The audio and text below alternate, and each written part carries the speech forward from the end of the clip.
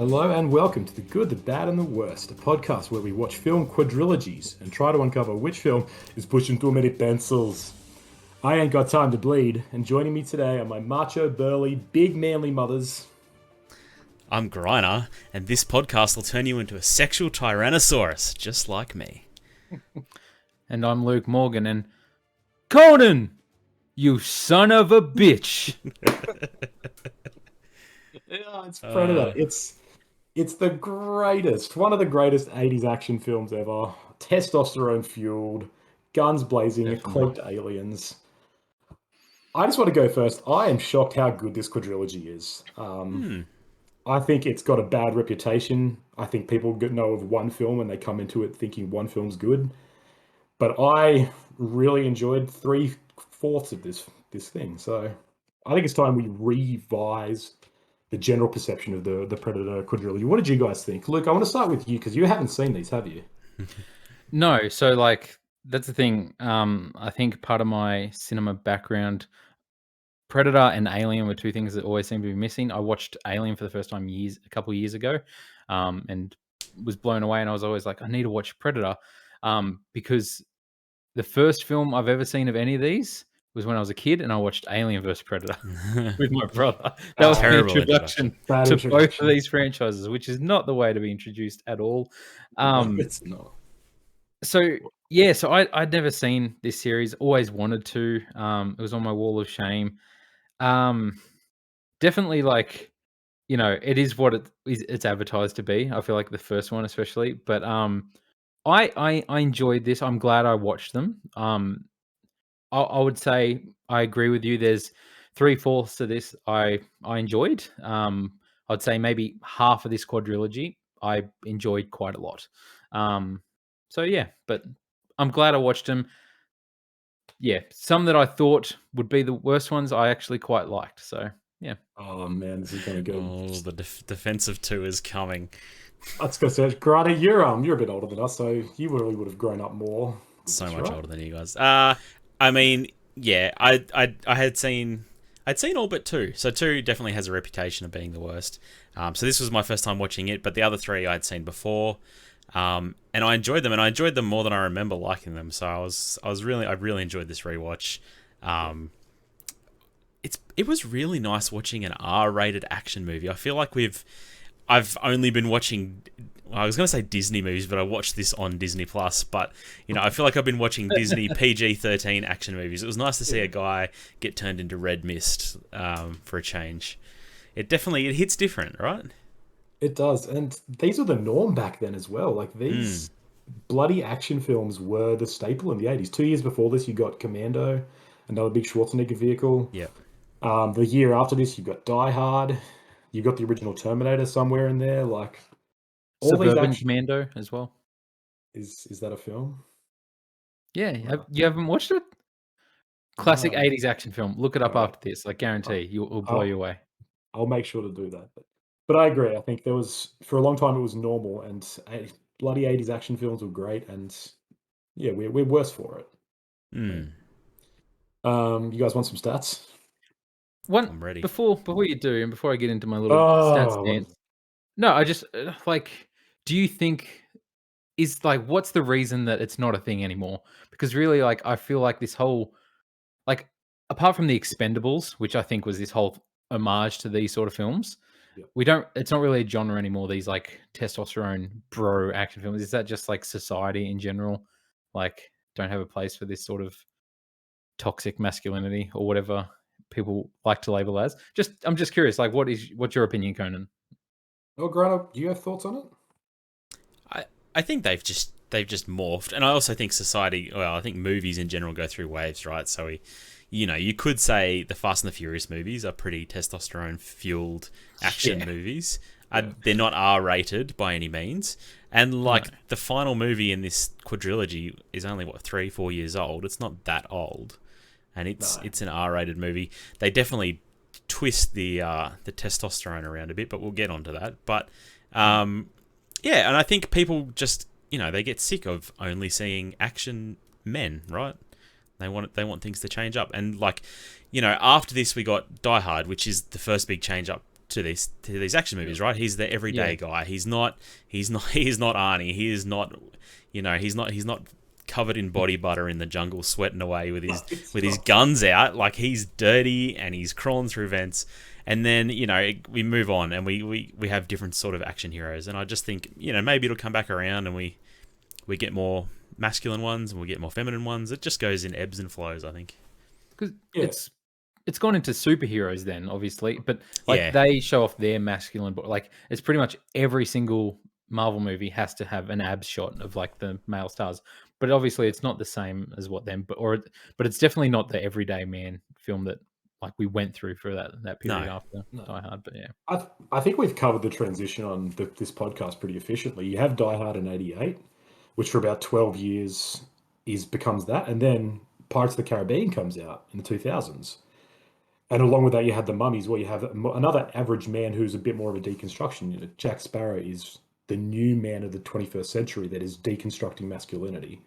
And the superheroes do kind of, like Rana said, they kind of bring it back, but they're a lot more, I don't know, tasteful is not the word, but they're a lot more like... They're more rounded as characters, I would say. And they're just more of like, we're really muscly, but that's not the point. Whereas in the 80s, there was this real sense of just, let's look at the physical prowess. And that's enough. Like, just looking at 8-packs and biceps on biceps is kind of half the fun. Whereas that doesn't really cut it anymore.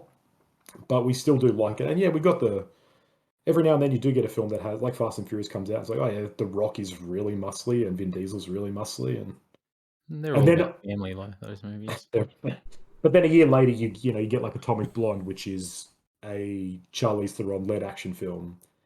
And so, yeah, I think we're kind of in this weird place where the action hero is undefined at the moment, and so everyone's sort of, besides even superheroes, right? Superheroes can be anyone, and so it's just, I don't know. There's not really a flavor for the action genre, which is partially why there's no R-rated action films anymore, because there's not a clear identity, I think, except for the superhero sort of style. And even the superheroes went from being basically all men to now it's pretty diverse, right? Like. Yeah, it changes, and yeah. I can't wait for the original, the new Predator comes out that has just 15 muscly dudes in it. It's gonna be dope. Anyway, stats. Do the dance. Stats. There it is. Predator, released in 1987, directed by the action veteran John McTiernan, director of Die Hard. Written by two brothers, John and Jim Thomas. It was made on a budget of $15 million, grossed $98 million, which is a lot more than I realised. Metascore of 45. Predator 2, released in 1990, directed by Stephen Hopkins, written again by the Thomas brothers. Budget of $20 to $30 million, made $57 million. Metascore of 46. Predators, released 20 years later in 2010, directed by Nimrod Antal, written by Alex Litvak and Michael Finch. Budget of $40 million, made $127 million. Metascore of 51. And then The Predator, released in 2018, written and directed by Shane Black. A budget of $88 million, made $160 million. And that has a Metascore of 48. These stats are weird to me, man. The Metascore like threw me. I'm just like, how is Predator so low for a start? This is a film that has so clearly gone through a revision. Some of these films happen, they come out, they're huge critical failures, and then 20 years later, they're cult classics, they're revered. And this is a movie that is very much that case. It critically wasn't well received, but I think it's much smarter than people realize, and that's why it's had this enduring legacy to this day. See, it's different on Rotten Tomatoes. They have it at 80%. I was going to say, I kind of like the Rotten Tomatoes score a little better. I didn't look them up because I don't validate it, but please tell me. I know Predator, the original, is 81% on Rotten Tomatoes. Yep. I'm sorry, 1 second. I thought you would have the 30% for Predator 2. That's way too low. You reckon? I'll defend 64% for Predators and 33% for The Predator. Yeah. I like it better. Yeah, that is a bit more accurate. I do find it strange that, 45, 46, 51, 48. Like, in what universe is The Predator better than Predator? I'll never understand. I don't these In Luke's universe. In my universe. Far out. Oh. I'm gonna go full old painless on you and mow you down with a minigun. I sort of really quickly comment as well on the cast in these films. Like at least 3 out of 4 of these have massive casts, right? Original Predator has obviously you got Arnie, you got Jesse the Body Ventura, Carl Weathers, Shane Black's in there, Bill Duke, Sonny Landham. The second one's led by Danny Glover, which is that's the only real star. There's also Gary Busey.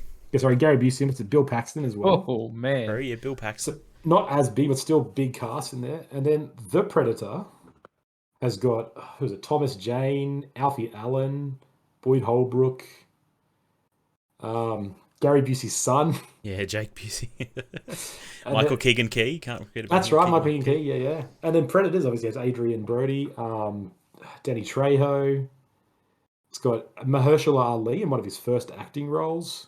And Topher Grace. I tried to forget he was there. This is finally a good role for Topher Grace, where he plays a scumbag. Like, I find it really impressive that all these movies always bring out big casts. People turn out for the Predator films. Do you guys enjoy the ensembles of these, or some more than others? Some more than others. There's definitely one that stands out. I don't. How much do we want to get into it? Because we can just get into it if you want to wait. I was just gonna say, like, the Predator. Like, I remember not really enjoying that movie, but this time watching it, that cast really worked together. Like, I really enjoyed the ragtag crew they managed to cobble together for that one. They've got good energy. Yeah. Man, can I just say, we'll get to it when we discuss it, but Mahershala Ali, man, he was beefy in that one. Like, I almost didn't recognize him. I was like, is that him? And I was like, no, because he's like jacked. I wasn't expecting it.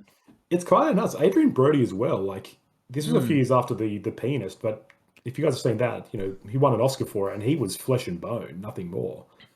Sorry, skin and bone's the proper phrase there. Yeah, he is like a unit in the movie. He packed on so much. I'm like, these guys took it seriously, and I love it. Yeah. I don't think Danny Trejo did. That's why he died pretty early, but anyways. Spoilers for the Predators if you haven't seen it. All right. What's his name? Dennis Franz. I have a soft spot for him being Dylan. Wrestling Arnie. Yeah, that's pretty good. Man, that would have been such a better gift these days too. Just those two arms. Just I wouldn't have the interracial context that we get, which is nice. But no. Yeah, exactly. So he could be Lawrence Fishburne in The Predators. Be the wild man who's been living on the planet forever and betrays them. With some crazy eyes. Yeah.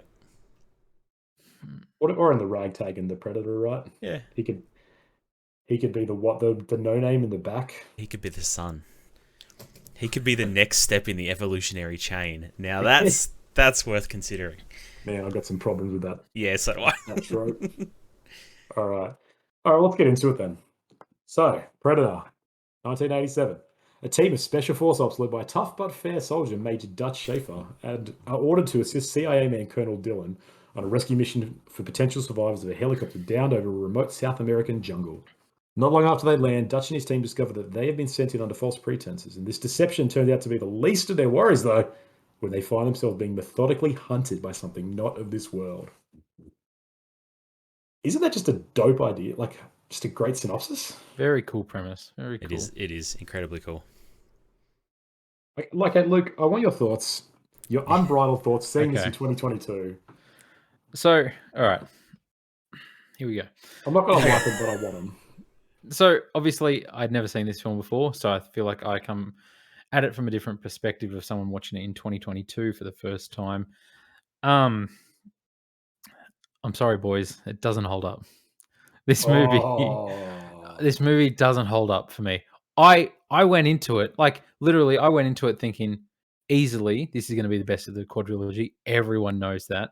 I was pumped to watch just some straight up action with Arnie. Like, I'm not against those films at all. I like this film. I'm not hating on this film at all. Like, I enjoyed watching it.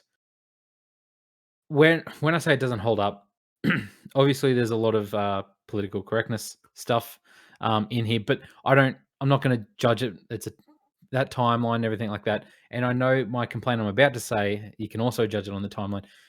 I feel like, man, this film, watching it now for the first time and not having this like nostalgia thing for it, like the effects really ruined the movie for me. Like, what? no, legitimately, like my wife, she had never seen this film either, so this was both of our first time watching it. And I wrote this note in here, like, if like this is like, your horror thriller action movie thing, the first time the monster or the bad is revealed, it shouldn't make you laugh.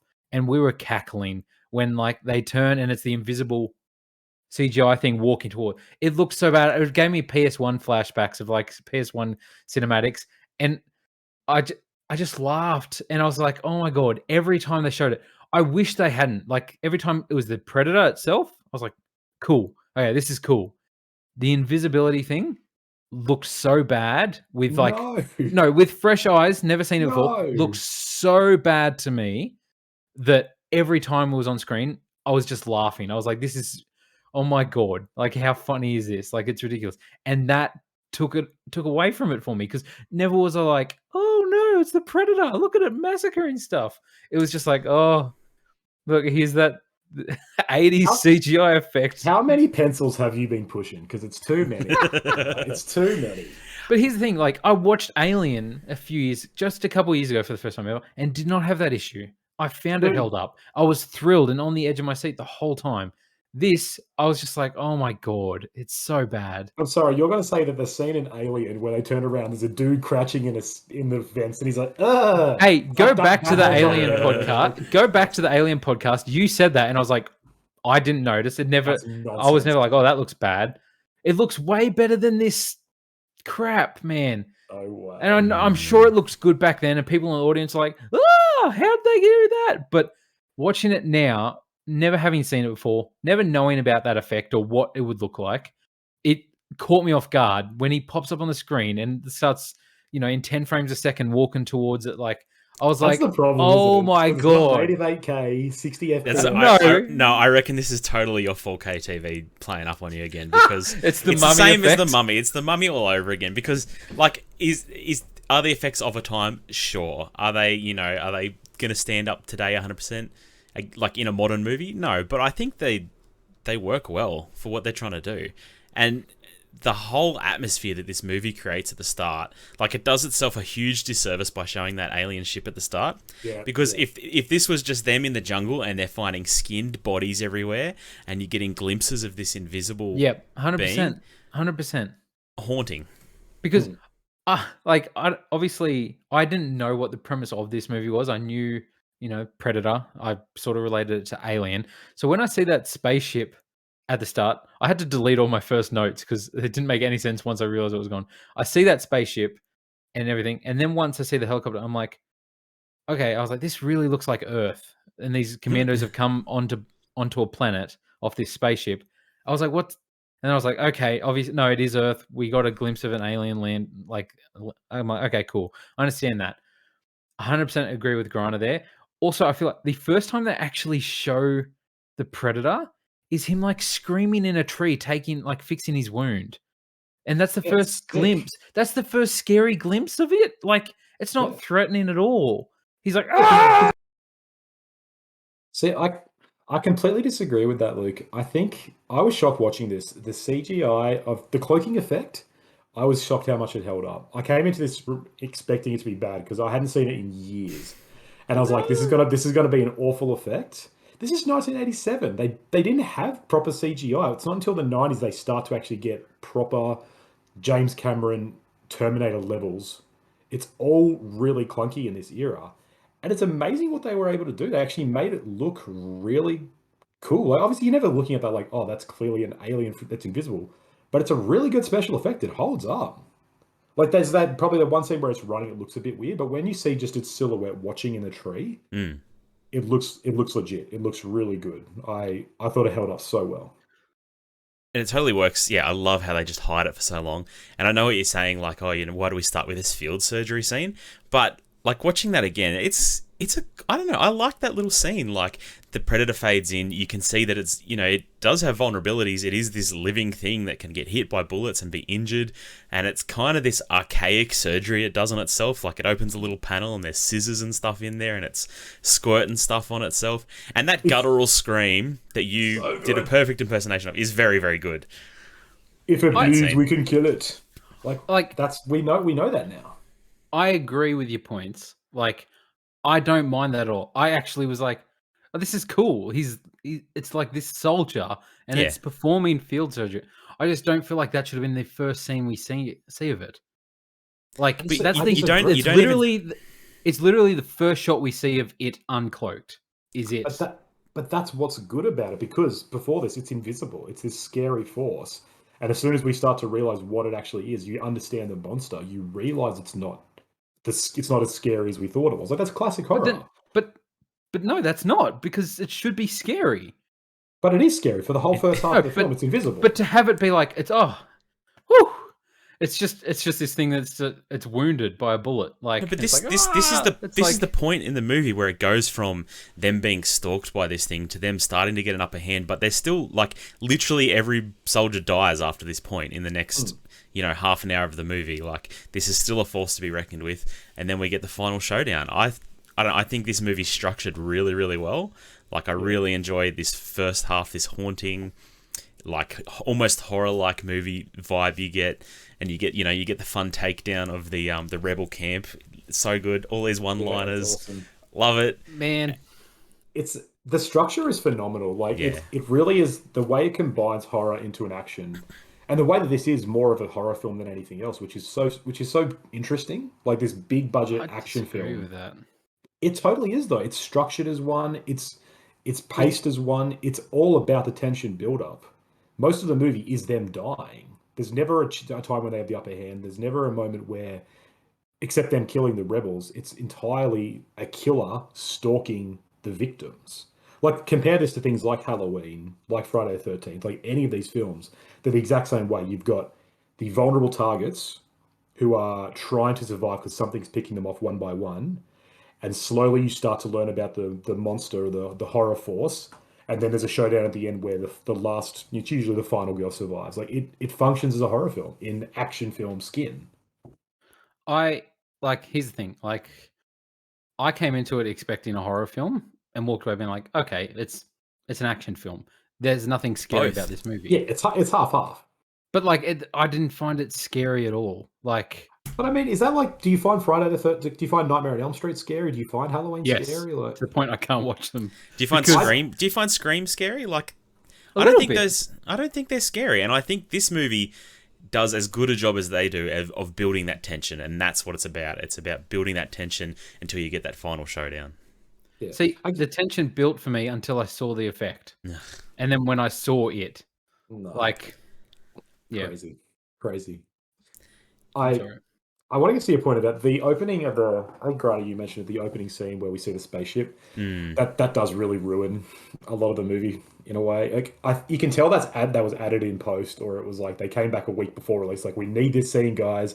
No one's going to know what's happening, and it's so strange having that there. It feels clunky. It makes no sense in the structure of it. It's weird. Yeah, I saw a trailer for this movie this week, and the whole trailer is like, it came from outer space to hunt them.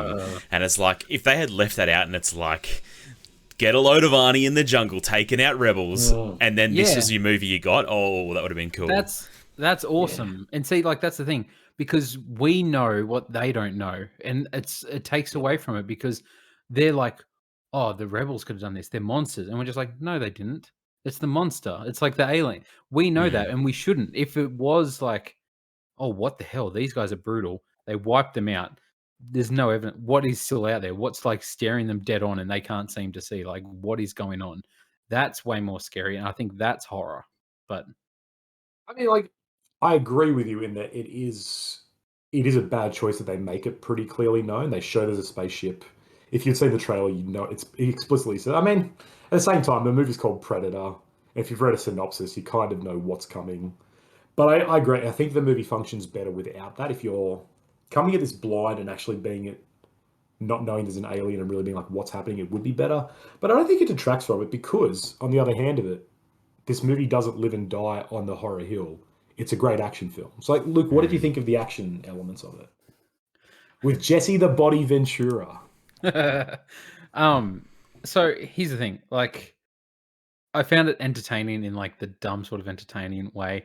It's very over the top. Like that rebel camp. Like I was just like, such a good scene. Man, it's like I feel like there's so many scenes in this. When you're talking about pacing, I feel like there's so many scenes where it's like it's 4 minutes of bullets. I feel like it's 4 minutes of gunfire and all this and explosions and all this.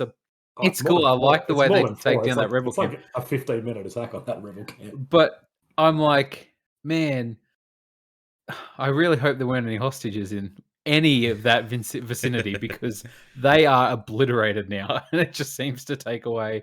I don't know. They're just rhinos just rampaging through, and that's fun. It reminds me of Broforce, the video game. But I mean, that's literally what this is based on. Though. I know. This is peak. This is peak action, 80s action movie. Sure. And that's the thing, and that's all it needs to be. I don't think it's a good horror film. The action's fine and fun and entertaining, and it's fun to see Arnold Schwarzenegger and Jesse the Body Ventura do what they do. Billy, let's go. Sonny Landon, man, what a character. I found it really interesting when like you first get the glimpse of like it's recording their voice, and stuff like that. How is that not creepy, man? That's terrifying. That was really cool. I don't feel like it ever did anything with it though in this film. Like I kept waiting for it to be like this perfect trap but it's kind of like, yeah, I just don't think they ever use that.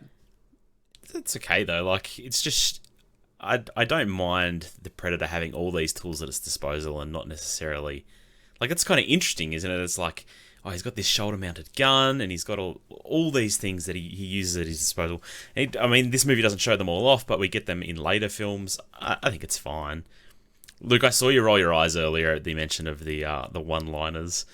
I've got to say, this might be the best, like, straight movie for one-liners. Like, people are saying them seriously. They mean them. They're not, like, jokes. Like, the next one is Die Hard, right? Same director, but that's very much like a send-up. That's like, he's the funny guy making the one-liners. These are like serious dudes, like, if it bleeds, we can kill it. It's, one-liners became sarcastic as time went on, and this is like peak sincere one-liners, though. Like, I ain't got time to bleed. It's so good. Yeah, that's the one I had written down. I like that. It's great. I think this movie does something really interesting, right? So that one scene is the most 80s scene of it because, like you say, Grant, all the other quotes in this, it's actually pretty earnest and serious. Like, it's not tongue-in-cheek, but that scene is. Because it's got the two lines that stand out. It's got Arnie throwing a knife at a guy and telling him to stick around. Yeah. And then it's got when he just kicks the door down and goes, knock, knock, and blows them all away. They're the two that feel very, like, on the nose, this is an 80s action film. And I mentioned it before, but I watched Commando like a month before this, and that is the worst of 80s action films because it's got all these quotes, but they're bad. They're used intentionally, but they're awful. Yeah. And so it's just there's no sense of self-awareness. But I think what the original Predator does is it knows it's an 80s action film. It knows what people are here for. And that's why these dudes are covered in body butter. They are melting, and there are so many shots of just these muscly dudes. They're jacked, man. That scene where they just shoot up the jungle, which is just another send up of 80s action movies, but like just Arnie there, serious face, his muscles jiggling with the gun. Oh, and it's a really well done. Put it straight in my veins. Exactly, it's a really well done scene, and it's like this is ridiculous. It's 3 minutes of them shooting. It's obviously knowing that this is what people want, but then at the same time, this movie actually makes a good film. It actually fleshes out characters. It makes them interesting. It builds tension. It combines elements of other genres. It's got sci-fi. It's got horror. And I think it's so clever because this film knows what it is. It's like we're making an action film, but we're also doing something smarter than it. We're making a decent film. We're making a film where you'll care about every character only to just get killed off one by one. Rather than just, here are 8 dudes who talk the same, look the same, walk the same, and just get blown up in a hail of gunfire. It's like... And also, the fact that they're all shooting, these guys who shoot guns and kill everyone, that can't stop this one weird invisible force that shoots lasers. Like, that's a really interesting subversion where Arnie's not actually the one in control. Everyone's dying. It's like, wow, the 80s action heroes that we thought would save the day can't do anything. It's really clever. It's sci-fi. It's cool, and that's where the horror element comes in. It's not a pure horror film, and it doesn't function as one. So you're right, but that's because it's half action, half horror, and I love it so much. Goodness me. I just had to say, like, I couldn't help but laugh at the guy's arm still pulling the trigger after it had been cut off. Like his fingers literally still like pulling the trigger. Oh, Weathers, man. Oh, it's the funniest scene. Yeah. But so okay, if I wrote this down, and obviously some of the characters explore this after I wrote this down, but like if they realize like it didn't kill her because she's unarmed, why do they not just then throw their weapons to the ground and be like, well, okay, we're out? Isn't it like too late at that point though, right? Like you can't like the Predator wants to fight with honor. Like it wants a good fight, it wants a good hunt. It's not interested in killing innocent people. You can't then just be like, oh, I don't have a gun, you can't kill me. Like the Predator's not stupid. But it's going off not heat signatures. It's not attracted to the guns. It's attracted to the hunt. Yeah. It's their body heat. It's not the gun heat. It's their body. Yeah. But it's like, I don't know. Do they know? Oh, that's that person then, based off their body heat. I guess so. I mean, the Predator vision is weird, like, and it gets even weirder as we go on in the other movies. Yeah, like it seems bad. It seems a really, really bad way to see. And in other movies, they like play on that. Oh, you can't see. Well, I mean, even on this one, like he hides because he's cold, right? But obviously the Predator. Obviously the Predator can like identify people. It's not like. Well, it's not a blurred mess like that we've seen. And we've seen it record voices, right? So it knows sources of things. Tracking people and stuff like that. Yeah. But so okay, in regards to like fighting with honor and the whole aspect of the hunt, did I read it correctly that like he doesn't kill Arnie and like drops his stuff because he's like, this is the apex like human, so now it's time for a real fight? Is that what? Yeah. Okay. Arnie's unarmed, and he sees he's the last survivor, so he's the strongest. So it's like mano a mano. And then it's got the coolest line at the end, which I think again adds to this weird mystique of the whole thing, and where Arnie looks at him, he says, "What the hell are you?" And the Predator replies and says, "What the hell are you?" And it's, I don't know why, but when I heard this rewatch, I was like, that is such a cool addition, because it really does create this sense of like, does it even know what it's doing? Like, are these people just sport to it? Are they the same? Is Arnie just a monster like this guy because he just hunts people down in jungles? It creates a really interesting, like, the Predator duality, right? And who's good, who's evil, what does it really mean to be this? And if it doesn't explore, it doesn't need to. It's just a really great addition of like, oh, this isn't just a murdering alien. It's actually a thinking creature with presumably higher intelligence. I thought the quote you were going to say was, "You're one ugly motherfucker." Oh, that's also timeless. That's a great quote. It is great, and he delivers it great. Can I just say, like, man, Arnie was nowhere near that water when he fell off that cliff. Like that, it's literally 50 meters, and he lands directly in the middle of the water. I'm like, man, he's landing on the ground. I mean, the worst one is he crawls up the mud and he's got a bit on his face, and then the next scene he's covered in it. I was like, how the hell did that happen? But, yeah, look, I mean, it's like any of these films. You poke holes in it. Like, why is there an alien here? Okay, aliens aren't real, so none of it really holds up. But that's the thing. I really like that line, and I found that not like creepy, but like, oh man, that's fast. Like that's interesting when he says like the, what the hell are you sort of thing. And just his laughing like while he sets his detonator off to like explode himself. It's creepy. But man, then you got the really cheesy smiling credit scene where every character's smiling except for Arnie. Arnie doesn't crack a smile. You can tell it also like freeze frames on him though, so you can tell he just didn't care. It's like the worst thing and the best thing at the same time. Like it's like doesn't fit, but give me more of this. It's fun. Like this is the opening to a sitcom, not the ending of an action film. It's so on the nose. It's like we got this ensemble. Let's just do it for lols. I love that it's got that. Because it's also like it kind of mirrors the opening scene of this film is really good in like introducing all these characters, where they all get off the chopper. They're all They're in dressed in civilian clothes. yeah, their streetwear, and you just kind of get this brief sense of okay, how they carry themselves, how they interact on the like going there. I really think this movie lives and dies on its cast of characters. Like everyone's really interesting. Bill Duke is really cool. His relationship with not Billy with I don't even remember his character with Jesse Ventura. Like their kind of brotherhood is really nice. Man, he was Billy, really cut up about his death. Like he really cut up. was. And like it's really cool to have that in this film, right? Where it's all these macho dudes who are just like, we know the rules of war, and he's really torn up by it. Billy's just stalking there, and then he cuts himself up with a knife. Like every character is fascinating. Yeah. And I know, I really love that end where everyone smiles and waves. It's great. Like the opening scene and just like I did like the music. Like it's very that theme that kicks in right at the start as he's hopping off the helicopter. It comes back in the last film as well, but you would know the classic Predator theme, like the Yeah. that was really cool. I really like that. I was just like, oh, cool, 80s vibes. I'm here for it. But Yeah, Alan Silvestri. overall, I enjoyed it. I'm not hating on the Predator. Don't worry, it's not another alien podcast. I'm just saying personally, for both me and my wife coming in for watching it for the first time, every time we saw the invisibility effect, it was making us laugh because we were like, oh my god, this looks so bad. That just makes you a bad audience, I think. Yeah. I watched the movie wrong. Other interesting facts. This film spawned two governors and almost spawned a third. Is this the most successful political film ever made? It is. It's a weird fact, right? Like it's so strange. Like Arnie obviously goes on to be governor of California. Like I read him. What's his name? I can't remember it. Someone help me out here if you remember. I can't remember. Who?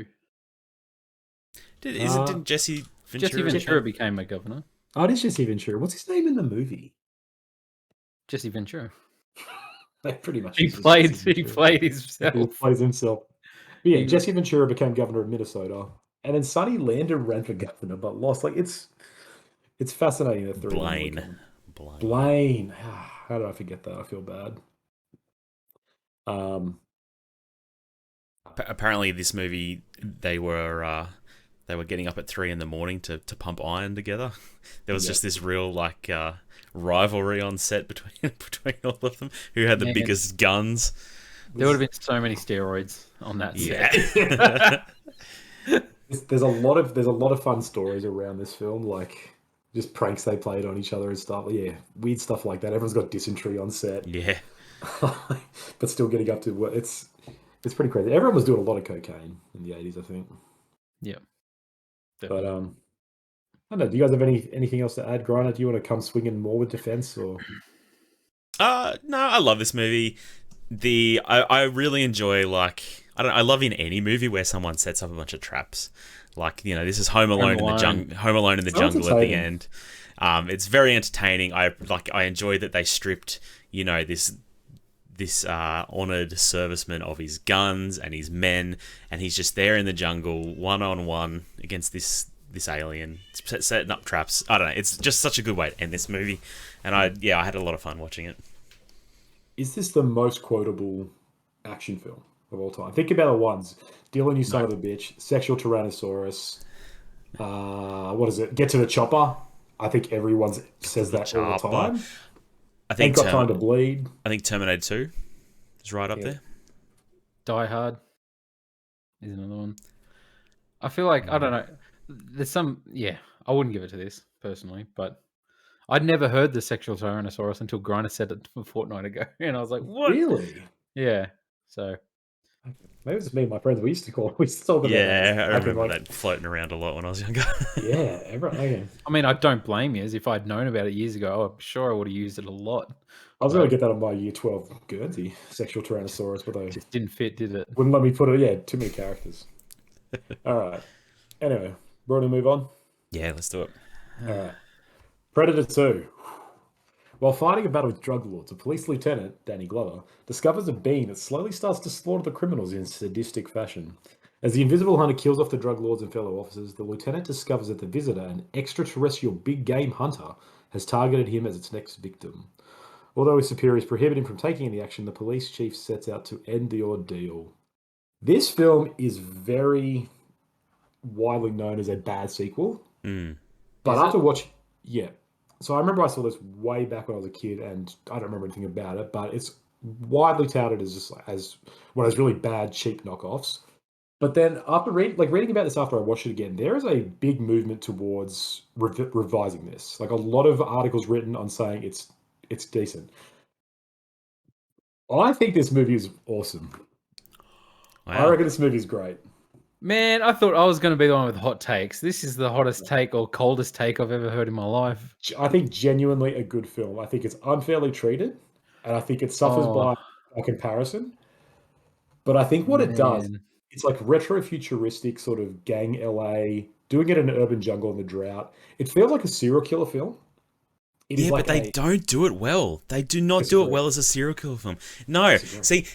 Coming into this, I'd never seen this movie, but to me, like the idea of Predator in the city and a cop trying to chase him down and figure out how all these killings are happening, that's probably the best idea for a sequel I've ever heard. Like, such a good idea, and I think they absolutely squander it. I think setting it in this, like, what is practically a war zone, I think just subtracts so much from it. Like, if this was... I don't know. The reason they don't do it is because then it's not an action film. But if this is a slower movie where it's all about a cop finding these really gruesome murders of high-profile drug kingpins and generally bad people, and him tracking down the Predator and then having a showdown, I think that's such a better idea than what we get. Because I feel like this is such a mess. But the Predator comes to war zones. The Predator doesn't just... He comes to where there's conflict. Why would he be... slowly killing a non-war zone? That's why they need the gang war, right? Because they need the gang war to be like this. There's a huge scene of violence, and there's characters here that are constantly killing each other. But I think isn't there enough violence within? You know, you could say there's enough violence in the gang world to attract a predator. There's enough strong individuals to hunt. I think. Like I think that's such a weak reasoning for making this movie such a mess. I don't know, the futuristic stuff really irked me. Like his pistol, cool his pistol was so shit. It's dope. Nah, it's crap. I did not like it. I did not like like he's got a scope on his shotgun. That just sick as balls, man. Nah, that's crap. Get that out of here. Like, and these like drug lords are better armed than pretty much all the guys in the first movie. Like, they've just got guns for days, running around, people for days. Just like in real life. This, I don't know. There's things I like about it. Like, everybody is so sweaty and dirty in this movie. Yeah. Like, it is a hot damn day in LA. It's terrible. You feel the heat, right? You feel that sort of drought and desperation, I think, which is really good. It really adds to it. So, like, I'm glad you went first, Conan. Well, maybe not. I feel like I knew I'd be outvoted here, so I wanted to get it out of there. Literally, like, I wanted to come in with the statement. I feel like this is one of the worst movies I've ever seen in my life. You just have bad takes about things. Man. After watching the first one, I was like, okay, cool. I enjoyed that. That was fun. This one, I really did not enjoy watching this film to the point that, like, my wife didn't watch it. I kept walking out to the lounge room to be like, man, what am I doing with my life? I was like, why am I watching this movie? I was like, this movie sucks, man. I was like, I 100% like at first I was like, oh, the urban jungle now. But the way Griner just pitched it, oh man, that has me interested. I want to see that film. I want to see this cool serial killer thing where you find out it's a friggin' alien from outer space that's messing these people up. But like, okay, just wait. First of all, they start you with like the most chaotic, the worst shootout I've ever seen. Like it's so bad. Him driving the car. Oh my goodness. It's awesome. It's so stupid. The director is not. He's no John McTiernan. I'm not gonna. That's sure. But sure. Like it's just like the way people are shooting. It's like it's a parody, man. It's like it's a comedy. Like they're just like waving their guns around. Like no tactical stuff at all. Like it's just I laughed at a bunch of stuff. Like it's like, oh, El Scorpio's ready, and then he just sniffs a bunch of coke as fuel, and he's like, yeah, and just runs out and starts shooting.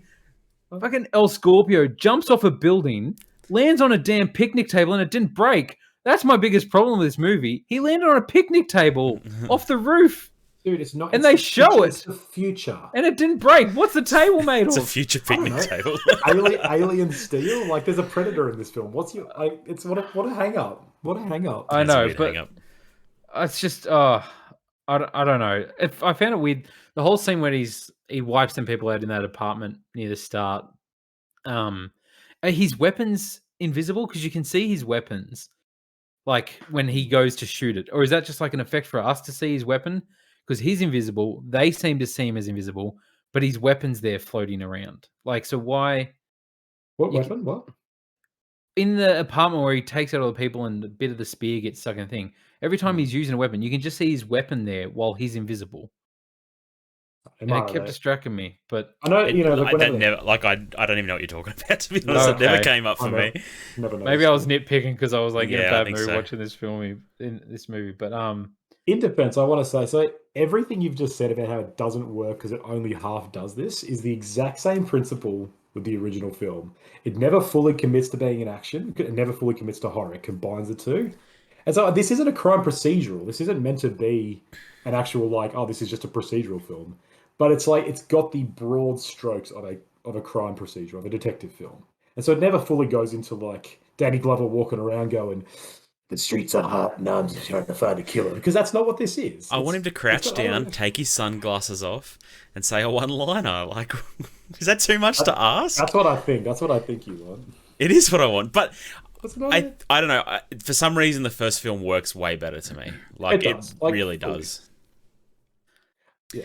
I think I love Bill Paxton, but I think he's bad in this movie. Like he's almost peak Bill Paxton, but he needs somebody to play off. He needs a Hicks to his Hudson. And there isn't one. It's pretty. I had the same thought. He says the same joke like 5 times. Yeah. He's performing in a void. It's very strange. And like towards the end, when him and Danny start to get a bit of like they do the case together and they start to get a bit of chemistry. It's nice. Yeah, exactly. The first half of the film he's bad. I agree. Danny Glover, though, what did you guys think of him as the lead? He's no Arnie. He's not, but I think he brings a real charisma still. He's a good actor. Like, he's a great actor. And I think he's a different lead. And I think he's not as good, but I think he's not bad. My problem with this film didn't really have much to do with him. But, like, I didn't like this film because of him either. He didn't do anything for me. But I didn't have a problem with him in this, but yeah. The problem is that he's no Arnie, but they keep putting him in situations that Arnie would excel at. So that opening war where he's driving the car to get cover and rescue someone, like Arnie would be so much cooler in that scene. There's so many scenes where they're like, I don't know, what is his name in this movie? It's Danny Glover. He's our best cop, basically. But he's such, I don't know, he's just not the action hero that they make him out to be. He would work so much better if he was crouching down, taking off his sunglasses and saying a one-liner. He would. That's a weird film, though. I don't know that it is. I mean, just picture Arnie saying, "You're cutting off my cock and shoving it up my ass." That's 100 times better already. Yeah, it just works, folks. Can you do it in the accent? Oh no, no, not gonna happen. Oh god, no, is King Willy a fever dream? I wrote a note about King Willy being a fever dream. That whole scene where the Predator kills King Willy was like, it's very weird. This is the weirdest character ever committed to film. What is happening here? Like this the irony kind of is that Predator feels less 80s than this film feels less 80s, 90s. Like this film it's very dated. Like the fashion really stands out. His pants that are like 16 sizes too big. It's really bizarre. And things like this, these bizarre fever dream characters and weird, like just a lot of weird 90s moments or late 80s, early 90s that just feels off. And this isn't a perfect film by any means, but I don't think it's the 1 out of 5 star that it's sort of been touted as. Or did you guys actually hate it that much? I think compared to the other films in this trilogy, it's bad. But thinking of other trilogies that I really enjoyed that have had bad films like Alien, like Terminator, this is better than their worst films by quite a bit, in my opinion, probably. Like, I would probably watch this movie again over Terminator 3, let's say. Yes, good example. Not for me. I'd watch them. Really? Just personally, like, I don't know. Maybe it's because I haven't seen them in a while again. So, but I didn't enjoy this film. Like, there's stuff that bothered me. I don't know. Like, the journalist is really, really annoying, and I know he's meant to be, but just like every time he's on camera, I'm like, is it really bad acting or is he like dubbed over? Yeah. Like, I just couldn't. I was like, it's not Yeah. sinking. I don't know what's going on. Like, it came across really bad. Adam Baldwin is in this. I haven't seen him. Yeah, pretty I funny. was like, oh, young Adam Even Baldwin. ages, yeah. And Gary Busey, young Gary Busey. So good. I can't take Gary Busey seriously though. No one can. No one can. But it does that thing that in films that bothers me. Like, imagine like you're in this deadly scenario with this thing that's like killing people.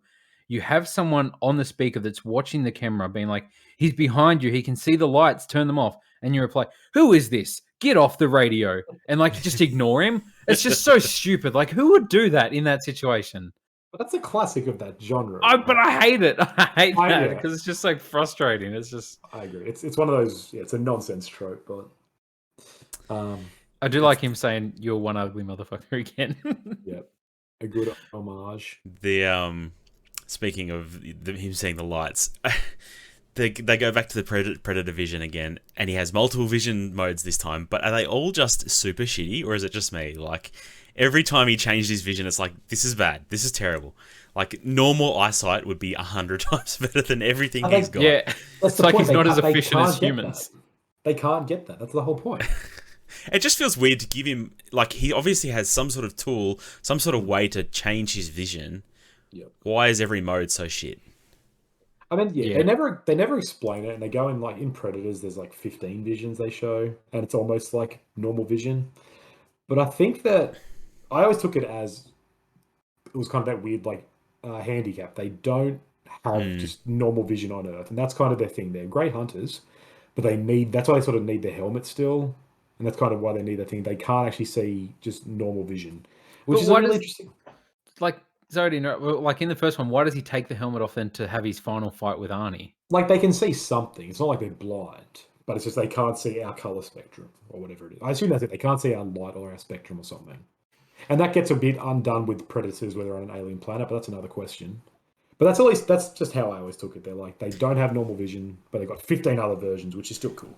I mean, trying to explain the Predator alien is a bit like it's a folly. There's no point. Yeah. Like, it's stupid. Why does it have 4 things on its face? What are they? I know. It just every time they show the Predator vision, particularly in this one where he's like switching between the modes and they're all just terrible, it just, I don't know, irks me. Bugger.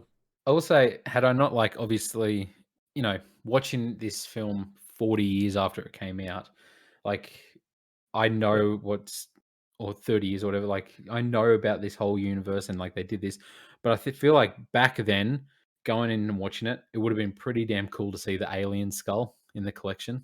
Yeah. That would have been really cool. Like it was still cool. I was like, oh, that's cool. But like back then to have that crossover, be like, oh shit, like he's taking one of them out. The funny thing is, yeah, like we think that crossover happens in the 2004 film or whatever it is. Yes. There was actually a comic that came out in 1989. So before this movie, the Alien vs Predator thing, it's almost as old as the franchise itself. But yeah, that's like, yeah, like, so that was I don't think most people when they saw this would have known about the comics, but yeah, it was a really interesting thing. They put it straight away, like, this is the alien skull. It's they were building cinematic universes before Marvel, and still doing a better job too. Oh god, that's a bad take. This movie is the end game of Predator. Oh god, stop. I found the final scene really weird with all of them appearing. It's such a joke. It's so bad. It's so bad. It's so bad. They throw them in all gun, but just like that, they all appear. It looks bad. Then they all walk away and just fade away in the shit. It's just. It adds to the whole idea about it. It's this hunting season. It's like, oh, okay, he's killed one, so we think surely he's dead as 10. It's like, no, the predators aren't like that. They're hunters. So they take them away. They're like, oh, cool, you've bested our dude. Go with peace, Danny Glover. Why do they give him a pirate gun? Oh, that's a cool antique. That is like, that just adds to the idea of they've been doing this for a few hundred years. They're trying to say they've been doing it forever, right? But yeah. I didn't enjoy the final scene. I think it was corny and kind of weird. They cut Gary Busey in half off screen in an R-rated film. That is a crime. I need to see that blood and viscera, please. Especially I need it. It's Gary Busey. Yes. I did not realize, like, obviously reading about this movie afterwards. So apparently Arnold was meant to be Gary Busey's character. Was he his character? Wasn't he? Yeah, and then they got a weird choice. Like, that's the thing. Arnold didn't want to come back for this because he didn't like basically that it painted him as a villain because he was leading this commando group that were like, no, we're going in, we're doing this, to take it out or whatever. And he didn't like that it was sort of being painted as a villain light. So they couldn't work out deals, obviously money stuff as well. But that is apparently the character, and that went to Gary Busey's character. I can't see Dutch trying to capture the alien to get its technology. That doesn't fit his character at all. That's a very strange choice. I saw about the money, and that's a pretty common story in these where it makes sense. Arnie would be like, he's becoming a pretty huge star at this point, so he's like, give me more. And it kind of works for me that they don't have the same person each time. It's like, here's a different story from the universe, but I don't mind what we got by any means. I would love to see Arnie return to it. Not now, I guess, but nice. Now I mean, cool, man. He's back in the acting game every now and then. Now, yeah, it'd be cool to have that. He's the wise old man. He's like, I hunted a predator once. That wasn't an Arnie accent. That was from Jaws. But anyway, just before we move on, real quick, here's 3 articles that back me up here. This one's called The Pros and Cons about Predator 2. This one's called Why Predator 2 was better than you remember. And this one from the other thing is Predator 2 Revisited. So lots of people praising the Predator 2. How do they all feel about the Predator saying shit happens? Because that bothered me a lot, I've got to say. That part was shit happens. There's a lot of that. Yeah, they try to incorporate weird, like, cool elements. I don't know. All right, Predators. Shit happens is definitely not as cool as What the Hell Are You? Definitely the first one. So yeah, look, nothing in Predator 2 is close to being as high as Predator 1. I fully agree with that. Predators. When a group of elite warriors find themselves in a jungle, they realize that they are on a completely different planet and it's home to a race of extraterrestrial hunters. The group consists of a bunch of people. It's up to these 8 individuals to stop the hunters and get off their planet. The synopsis lists all of them, and I really don't need to go into that. So, what do you guys think of Predators? I love Predators. It's good, for a movie that came out nearly 20 years after its last sequel, trying to bring this series of movies into the 2010s. I think it does an excellent job. I think the cast is pretty good. Like Adrian Brody is a monster in this movie. I really enjoy him. Yes. Morpheus showing up halfway through was such a good reveal. Like that was so good. Like we get the effects that we kind of Luke was wishing he had in Predator 1. And I love movies. There's lots of movies like this where it's this group of people that are flung together. They don't know each other, but over the course of the movie, they have to work together against like the odds, and they get to know each other. And I think that's fun. Like it reminds me of one of my favorite random movies, The Cube, or like Dawn of the Dead, stuff like this, where it's just this group of strangers thrown together in a strange place, just trying to survive. And I think there's something always interesting about that plot, and it works really well here. Fully agree. I really enjoyed this film. I have issues with it. Obviously, it's not like an amazing film or anything like that. But I personally really like the cast of this movie. Like obviously, like we said, Mahershala Ali, Walter Goggins. Man, I love Walter Goggins. He's so good at it. That line I don't want to repeat on here. No, I'm going to. It's in my notes, man. Topher Grace. Like I was just, as soon as Topher Grace showed up, I was like, oh yeah, it's my boy Venom. But like, so first note, like, obviously those parachutes are really bad. Like people just dying at the start, like landing. I don't think the people putting the shoots on them care though. I guess. So this is skipping someone. Who put them in there? The Predators. The Well, no, Predators, yeah. I guess it could be, there could be some people on Earth who are getting paid by the Actually, yeah, Predators or true. something. Like, there could be an interesting plot there, but we we don't don't find need out, it. do we? We don't need it.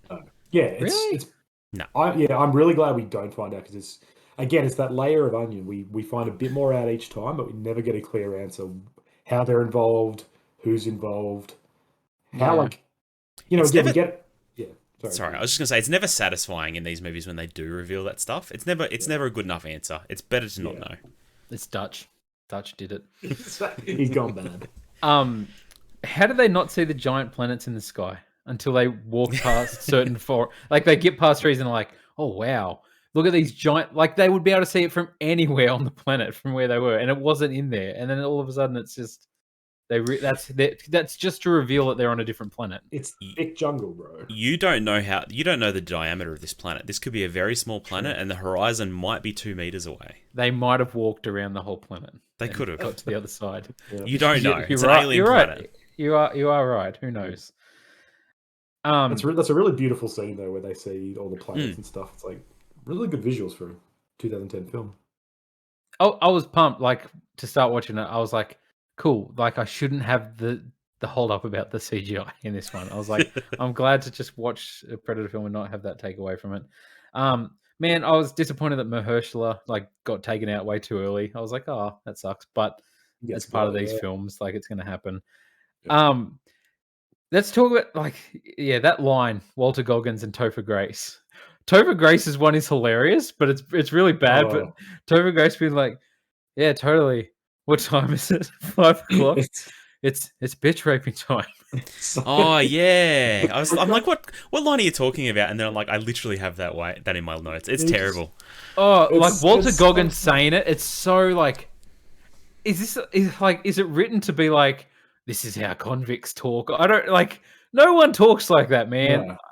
Like, surely not even people who think like that talk like that. I don't know. It's just like I think this film does that job of intentionally, like the combination of cheese versus authenticity. Like some of Adrian Brody's lines are so overtly like raspy voiced and Arnie inspired. And it's like, this is ridiculous. No one talks like that. No one communicates this vaguely and badassly, but this is part of the fun, right? He's the biggest mercenary we've ever seen in a while. Walton Goggins is so evil in this. He just comes in and he's like so cartoonishly just malevolent. Yeah. Of course he'd say something like that. But yeah, Topher Grace like trying to fit in with him. It cracked me up. Oh man. You go. I love how this movie opens, right? The way it wastes no time. It literally starts and you're in a parachute and it just lands. It's like, what the hell's happening? There's a minigun that starts tearing it down. And straight away there's that sense of like, I don't know, excitement. You're like, okay, what's going on? Cool, we're on a weird planet. What's happening? It's so good just not having any sort of exposition. Not like we discover that naturally. They just keep finding people. They keep moving ahead, and the whole time you sort of know what's going on, but you don't really know. And it creates a really good momentum for the whole narrative, and everything they uncover, we're there with, and we're always like in the dark as they are. We never know how many predators there are. It introduces that cool idea of the two different tribes. Where it's good, the small ones and the big ones. And it's like, oh, okay, cool. There's more to this than what we expected. I know it's a really tight script. I think it's efficient. I like it. Yeah, I liked that there was like a good predator, like that they want to work with.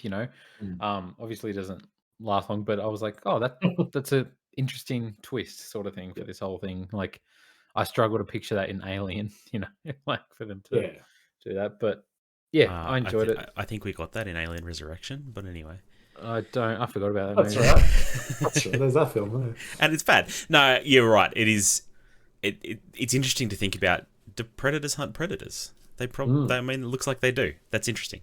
And this every little mystery you find out about this planet is tantalizing. I love it.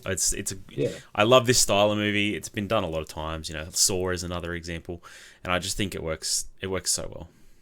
It's a great return to form for this because it feels as natural. It feels like an organic sequel, right? It's familiar like the original. They're in a jungle. It's got a group of mercenaries or just warriors, but then it's different enough that it's completely new. It's never, And I don't know. I really liked all these sort of homages they pay. Like it has the Yakuza guy versus the Predator, like Billy did, and it's kind of it's the next version of that.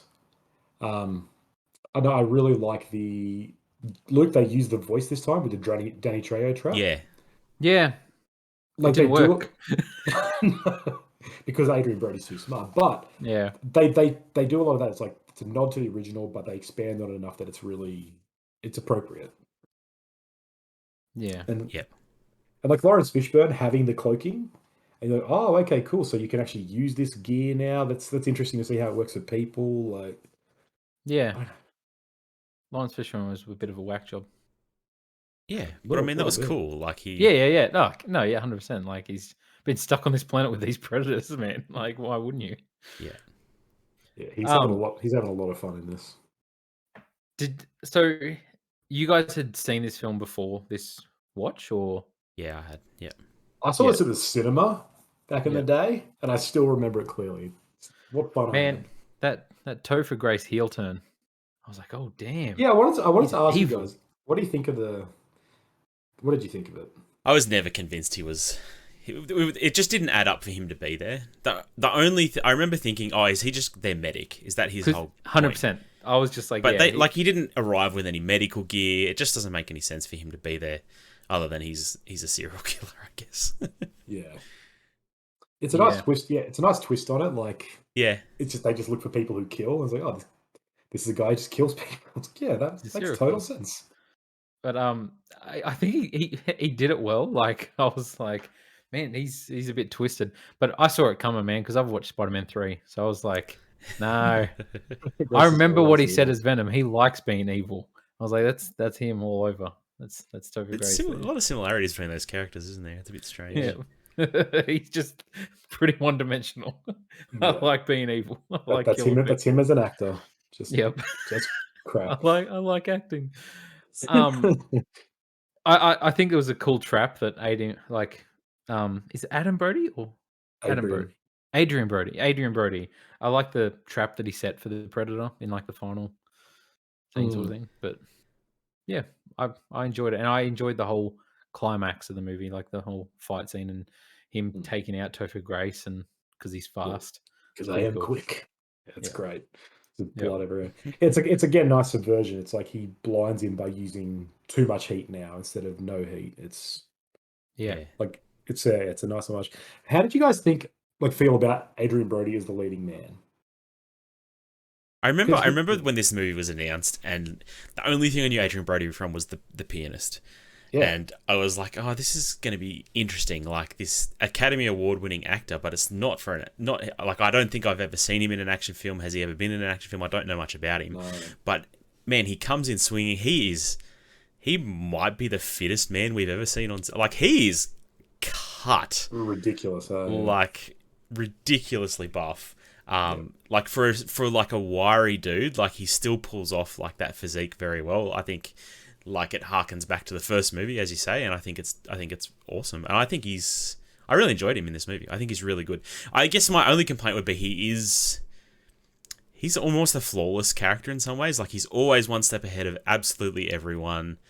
He's the peak of physical fitness as well. I don't know. Maybe he could have a flaw. I guess his flaw is he doesn't trust anyone, right? Like he kind of uses them as bait at one point, but I don't know. He's a Mary Sue. A little bit. You're right. It does have that. It's pretty hacky, like that idea. Yeah, I can't trust anyone because I'm a hardened soldier, but he learns to love. But at the same time, I kind of like it. Seems really appropriate in this film because it's like what separates us from the predators, right? What separates these killers from these other killers. And it kind of is that point. It's like, well, he is essentially the apex predator, but he learns that if he supports people or whatever, or I don't know, he just learns to love, or he learns he should have loyalty. He transcends that. Because it saves him, because he's not on that ship that gets blown up. Yeah, well, there you go. Thank you for finishing. Yeah, exactly. It's not great, but at least it makes sense, right? There's a logic to it. Yeah. I haven't seen him in much, and I feel like he's not really present. Like he's not like a name in Hollywood that too much, but I've just always known him as the lead from King Kong, like Peter Jackson's King That's Kong. right. He's in King Kong, hey? He is, Yeah, He's such that's what I knew him from. He's such a weird actor, right? Because he won the Oscar in 2002 for The Pianist. And it was one of those classic like method acting. You read about the story behind that. He like literally sold all his possessions, broke up with his girlfriend, and was like, I want to know what it's like to lose everything. So he seems a bit crazy. But won an Yeah. Oscar, lost all his weight. And so for a while, like this guy is the new, the new what's his name? I'm blanking. The guy from Christian Bale. Yeah, like that element and what's his name? The Irish actor. He's in Phantom Thread. No, you've lost me. Daniel I had no Day-Lewis. idea. Yes, Daniel Day-Lewis. His new Daniel Day-Lewis. Like he takes his acting so seriously, he will destroy his personal life for it. But then he goes on and kind of does. He's in a lot of stuff, but it's all really low. He never becomes a leading man. He's in like The Village. He's in all of the Darjeeling Limited and all those films. And then he's kind of he really becomes a bit of a character actor, which I actually like. I like that he's not constantly trying to be the lead. He embraces these roles as as an Arnie knockoff, and he does a really bloody good job. Yeah, it was such weird casting at the time. It's still weird casting looking back at it today, but I think, like I said, he pulls it off. He got super buff for it, so well done to him. Yeah, and like I really enjoyed him in this role. Yeah, nice tops. All right, the Predator. After a predator kills his entire platoon, a soldier sends evidence of the alien home as proof of what really happened to his men. But after a genetically enhanced predator arrives on Earth in search of what was stolen, the soldier teams up with a unit of loony soldiers and a geneticist in a race to save his son that he unknowingly made into the predator's next target. What the hell went wrong with this film? So I saw this film in the cinema, and I remember walking out and thinking, man, that was bad. But then watching it this time, I'm like, that was all right. Like, it wasn't, it's, in my opinion, it's not the worst Predator film. I think the ragtag crew actually works pretty well. Like, I enjoy those characters. Like, we've got Keegan-Michael Key making wisecracks. We've got Reek being Reek. I don't know. I think his ragtag crew kind of works. Like, I really enjoyed Trevante Rhodes. Like, he was, like, as, the leader of the loonies, I guess, offside the main character. Like, I don't know. I enjoyed his character. He shot himself in the head. And I think it's a good juxtaposition compared to, the first film and even the third film. We've got this team of elite soldiers. And here we've got, they were elite soldiers. They've seen war and now they're damaged by it. But they're still willing to jump in and save the day. And I think they're a fun team. Like, I think they work well together. I think there's some, like, I enjoy the back and forth, the banter. But this movie does have problems. I'm sorry, Conan. I really enjoyed this movie. Holy shit. I enjoyed this movie. I wasn't expecting to. There's a lot of bad stuff, obviously, in this film. I really like the cast. I really enjoy this crew, like Corona said. I like the main actor. I know him as the dude from Logan, with the robot arm. That's all I know him from. But I really like him in this role. Seeing like the whole Predator thing happen, and basically just being taken, and they're gonna just wipe him off because they don't want. He knows too much. Basically, I like this aspect of this Marine seeing this stuff and being screwed by the government. Basically, this film seems like the one where it sort of was like meant to be like the reboot. So like they do a bunch of callbacks, like they have the original soundtrack playing, like that theme from the first movie. They do the stuff like get to the choppers about the motorcycle. That's great. It was hilarious. That's a pretty good send up of that line, that classic line. It's great. Like, honestly, like I don't like the Tourette's character. He's the only person that I feel he's not my favorite because it's just annoying because like he doesn't have Tourette's and it's just, I don't know. It's like it's not done well. I feel like it's just like done for laughs and it's not funny. And so he's the only person in that ragtag group that I didn't really like. But everyone else I thought played their roles really good, were funny. As soon as I saw the dude, I wrote and I was like, man, this looks like Gary Busey's son. Not realizing the actor is Gary Busey's son. And I'm like, oh, that's the best part of this film. They cast Jake Busey. And like another callback, her saying, "You are one beautiful motherfucker to see the alien." I'm like, they do this film like seems like the biggest one that they call back to the original ones and all their quotes and stuff like that. Yeah, I don't know. I guess I feel all those things though are the issue, right? Like this film is so sarcastic about it, and it parodies itself. It's a parody though. It's a parody of the Predator. Like this is directed by Shane Black, who's known for his combination of comedy action. He's got the witty banter. There are some great lines in this and like exchanges that are very funny. The constant conversation about like it's not a predator, it's a hunter. That's a lot. That's fun. Bass fisherman, yeah. All of that is good, but I think it's really misdirected to be a Predator thing. If this was just a standalone film as like some weird aliens or something else doing it, I'd like it. But I think by trying to combine the Shane Blackness of it with the Predatorness, it really doesn't work. Because I don't want a world where the Predators are like goofy enemies and everyone's just having fun. I want tension. I want there actually be a threat, and I never feel serious. Yeah, like it definitely is a lot more slapstick. I'll agree with you there. Like the action feels a lot sillier, even for an R-rated film. Yeah. And stuff like the dog, like that they lobotomize and then it becomes their best bud is real stupid. Yeah. I mean, my biggest problem with this movie is the kid. The autist. The subplot that autism is the next step in the evolutionary is just stupid. Like, yeah, I hate that trope. It's really stupid, and it's a bad trope where like your disability is your superhero. Like, because it just doesn't. It frankly doesn't ring true in real life, and it makes pretty light of it. Really, it's just that weird thing of like the magic outcasts. Like, yeah, they're different. It's like, oh, well, they're magical. It's like that. No, like I feel like it's kind of it's meant to be like oh no, they're people too, but instead you're kind of weirdly dehumanizing. I'm not going to make this political because I don't care about that, but I just find it a weird sort of thing as like, yeah, it's a really strange trope that I'm like, I don't like saying just the autists will save the world because I don't know, because what else is it? Yeah, I think it's bad, and I think the kid just could have been a smart kid. Like if you wanted to have a kid in there, just make him a really smart kid. He didn't have to be autistic. It doesn't add anything to the movie except for them trying to see them as the next step in evolutionary, which is stupid anyway. Like, yeah. I don't know. Yeah, because it adds into all the subplot about him being bullied. And it delivers that one good part where the junkie throws the rock and a cannon just blows him apart. He literally kills that dude. Crap, man. that part's great.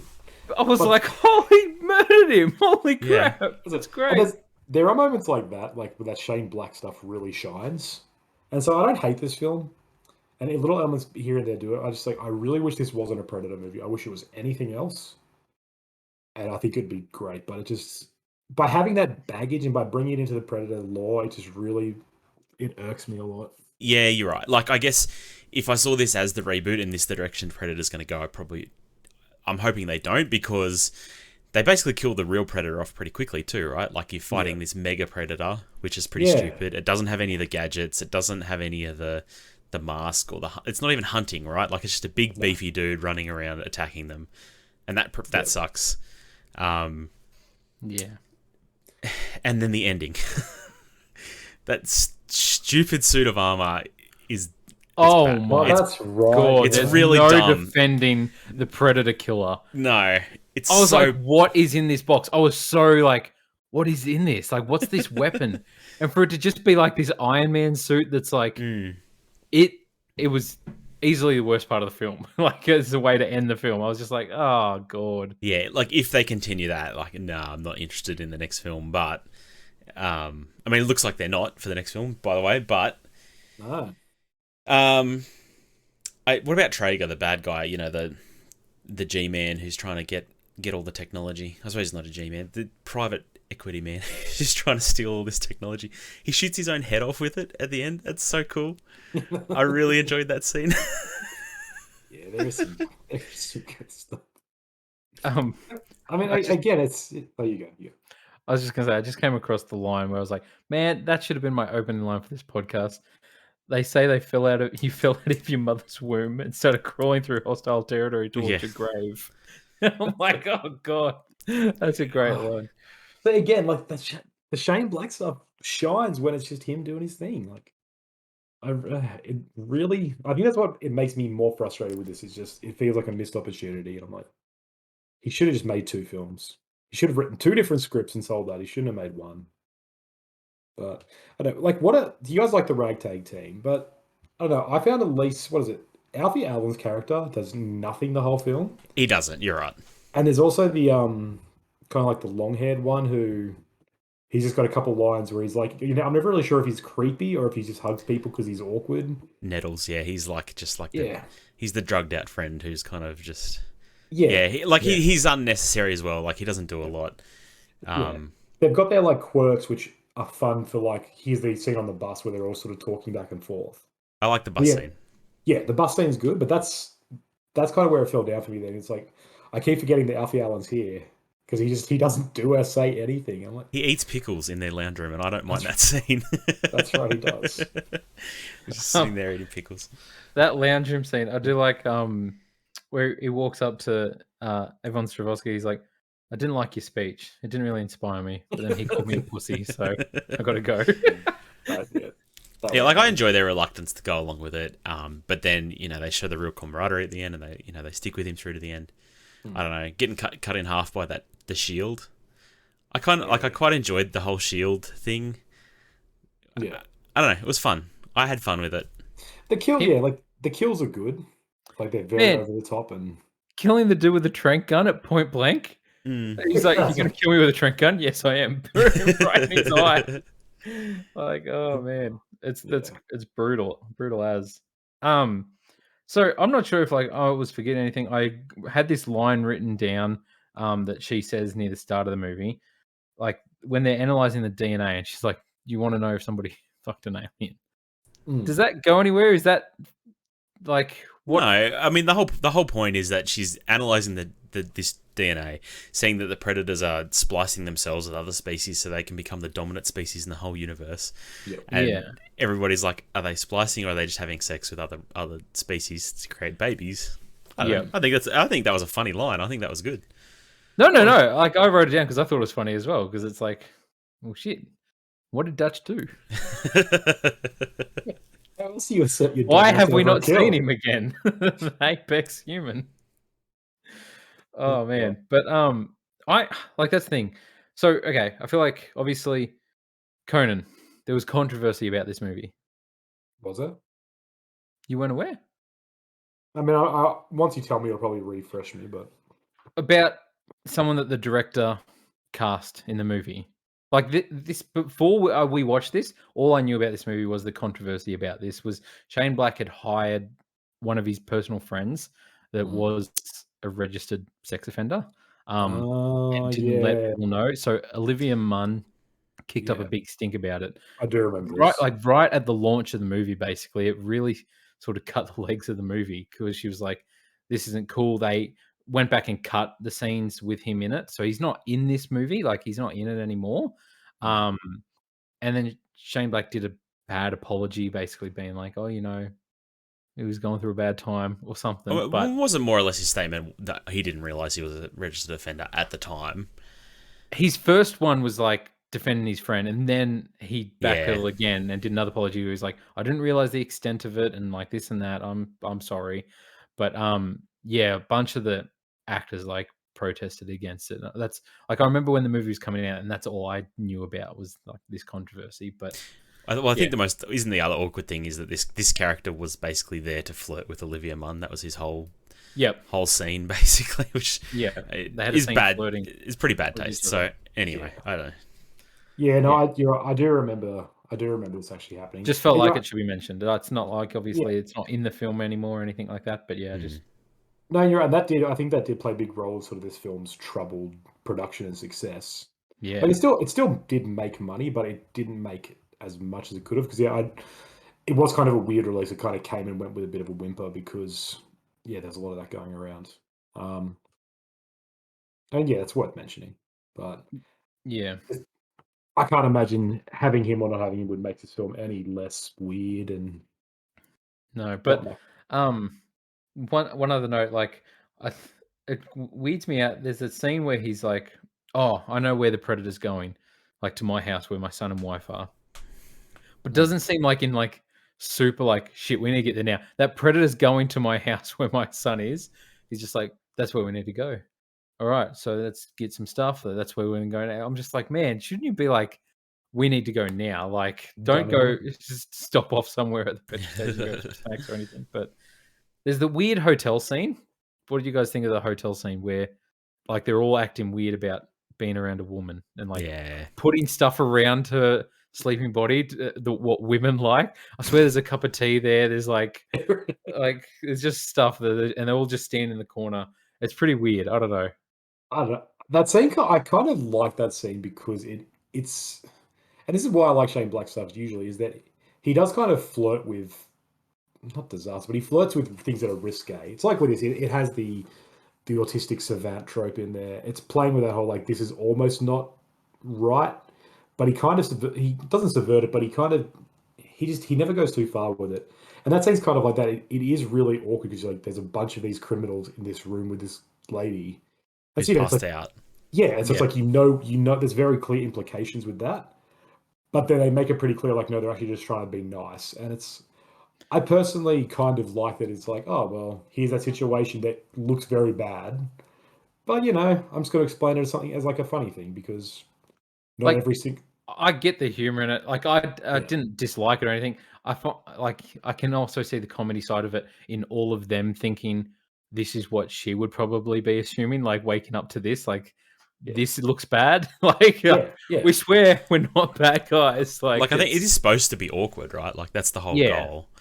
And the characters know that it's awkward, which adds another level. Yeah, it's fine. It's not my favorite scene ever, but it's my favorite scene. I'm not offended by it. Of any Predator film, cinema.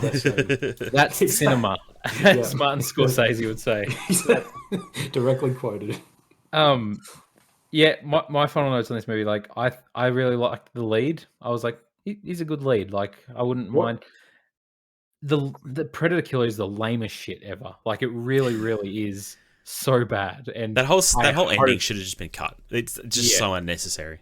I hope that's not ever mentioned or thought of again. But well, I don't think it will be, because Grant, as you referenced, the new Predator film actually comes out this year, folks.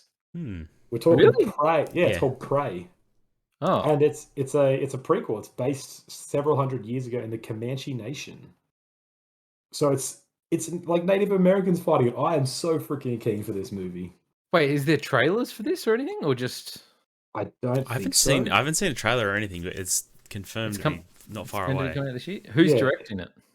So this dude named Dan Trachtenberg. Now he's directed. Yeah, I didn't know he has directed something. He directed 10 Cloverfield Lane. Such a good film. Is a dope film. It's a good film. Yeah. So I'm actually really keen for this because he is a good director. Interesting. It's written by just like one guy, so there's no sort of, which is always good when it's one person writing, not 15. He hasn't written anything overly exciting, but I'm still keen for it. They've got like an image on IMDb, and it looks really cool. It looks really smoky. It's called Prey. Yeah, that's cool. I don't mind that. Because they obviously have pivoted, because they totally ended this film as like, this is the cinematic universe we're moving in. Like, that's my new suit of armor, and like the Predator kill is going to be the next thing. Like, I'm glad they have, but yeah. I know. I hope Predator just continues to be like, here's a one-off film. The only thing relating to the other films is the fact that there's a Predator in it, and we know what their skill set is generally, but that's going to change a little bit too. And like, give me samurais in Japan. Like, there's so many settings where this could work. Give me a Where's the pirate one? Yeah, I mean, but obviously the Predator would have been attracted to World Wars, like World War One with a Predator. I don't know. There's so much they could do. I hope they get to continue doing. I hope they get to continue doing it. Yeah. The Predator killed Hitler. That's confirmed. Did you like the Mega Predator or not? No, I do think that like it does detract from it. Conan's right. It doesn't really make it a Predator film, does it? Because the Predator just gets crushed. Destroyed. An hour in. It's destroyed. Oh, yeah. No. It reeks of that whole like self-awareness, like, hey, look, we're mixing it up, guys. We're destroying the old, we got the new now. And Yeah. you don't want that. Like, I think that's why with this new one, they're going back to like like you said, a standalone. It's an action horror.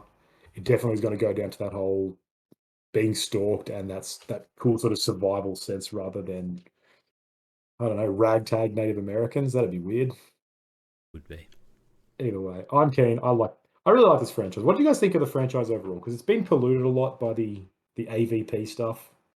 Do you guys like the expansion on the lore and all the sort of things, or don't care too much? I think AVP is fine as its own thing. I don't think they're good movies by any means. I don't particularly enjoy them, but I enjoyed these 4 movies more than I thought I was going to.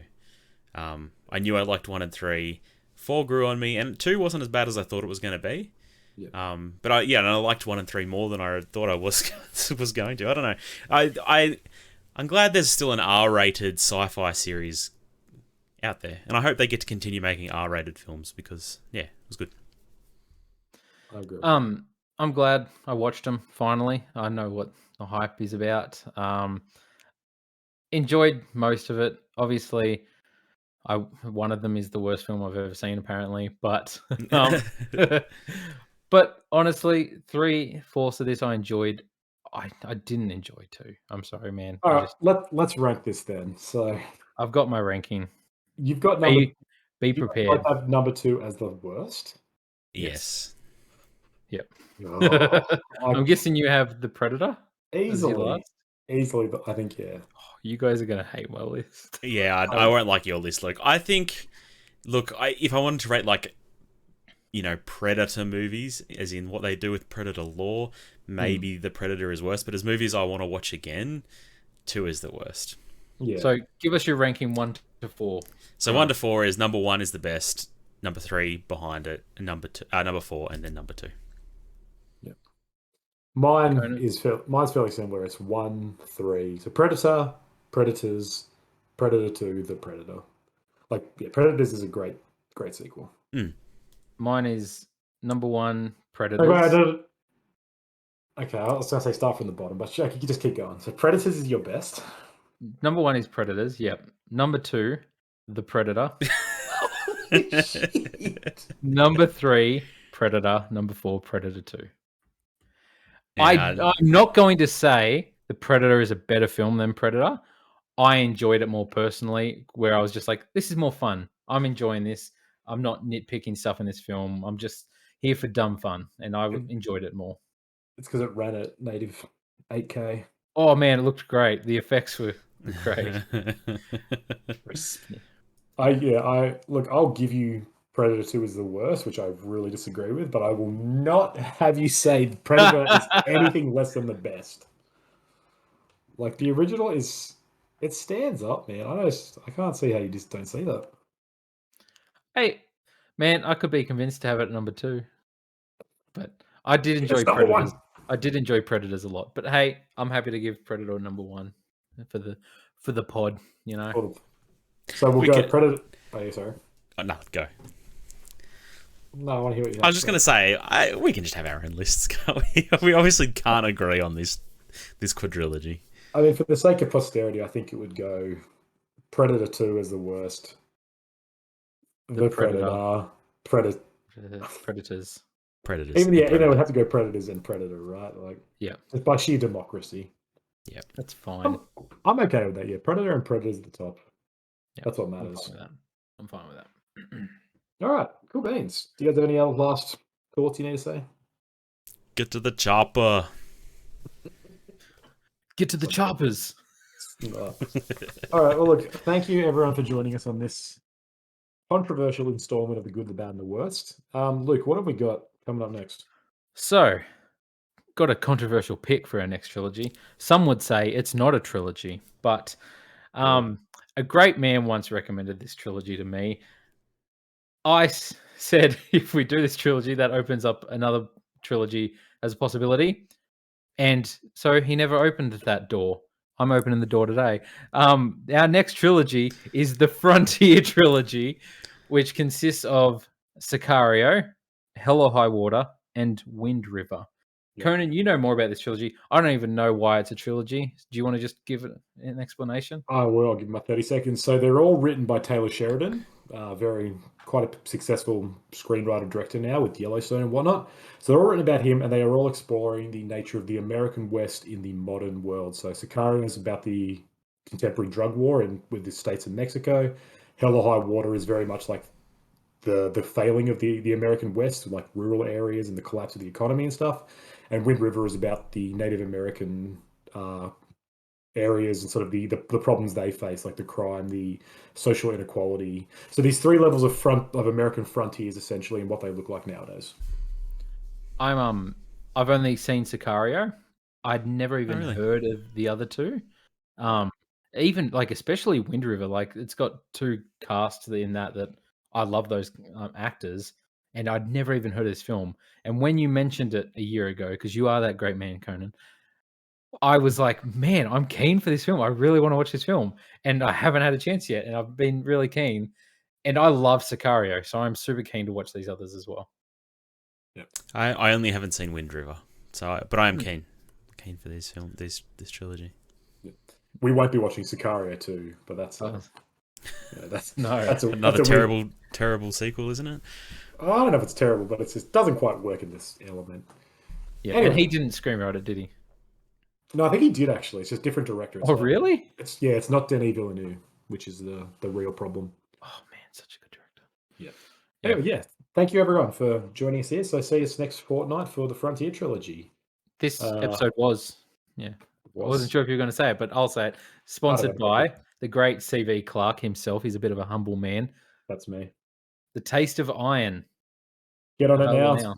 Yeah, available on Amazon or direct through us if you sponsor us. We don't have a Patreon, but you can just send me money directly. Yeah. If you enjoyed listening to us talk about movies, you'll also enjoy watching and listening to us talk about video games on our video game podcast, Bonus XP. That's available wherever you listen or watch. You can follow us on all socials, at Bonus XP Pod and at Good Bad Worst Pod. And we will catch you guys next time.